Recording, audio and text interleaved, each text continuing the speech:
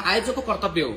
त्यसैले मैले बुद्ध एयरलाइन्सको 11:50 को टिकट मैले बुद्ध एयरलाइन्सबाट रोकेको छु। मैले उहाँ चाहिँ नेपालगञ्ज नगएर उहाँ सुर्खेत गएर दर्शन होटलमा गएर बस्नु भएको छ।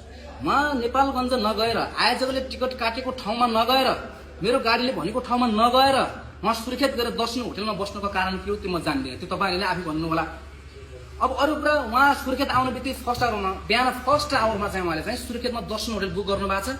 उहाँले होटलको पेमेन्ट पनि मैले गरिदिएको छु। 5,000 उहाँले जुन कुरा गर्नु भएको छ नि, उहाँले 85,000 मा डिल गर्नुभयो। बहिनी तिमी सधैँ मेरो कार्यक्रममा आउँछौ, अहिले कार्यक्रम समस्यामा छ भनेर मैले उहाँलाई रिक्वेस्ट के गरेको थिएँ भनेपछि उहाँसँग अर्को मैले चाहिँ के भनेको थिएँ भन्दाखेरि, बहिनी म त तिम्रो टाउको बिक्री गरेर ठुलो कलाकारको टाउको बिक्री गरेर सानसाना कलाकारलाई पाल्ने उद्देश्य राखेको मान्छे हुँ। बहिनी आउँदा 1,50,000 मात्रै उठ्यो। आउँदाखेरि 11,000 को टिकट, जाँदाखेरि 11,000 को टिकट 22,000 हुन्छ। अनि चाहिँ गाडीको 20,000 हुन्छ, 42,000 हुन्छ। उहाँले चाहिँ 85,000 दिँदाखेरि कति खर्च पर्न जान्छ। मेरो आशावादी चाहिँ के थियो भने एरिना चौहान आउँदा कमसेकम केही नभए पनि 2 देखि 3 लाख जस्तो टिकट जान्छ र उहाँले भने जस्तो पनि मैले दिन सक्छु र अन्य पछाडि नाच्ने कलाकार, बोल्ने कलाकार, गाउने कलाकारलाई पनि त्यहाँबाट व्यवस्थापन गर्न सक्छु भन्ने मेरो एउटा आशा जुन टुटेको थियो, त्यो कारणले उहाँलाई मैले 85 मा घटेर 80 पैसा मैले क्यास दिएको 80,000, त्यसपछि 5,000 चाहिँ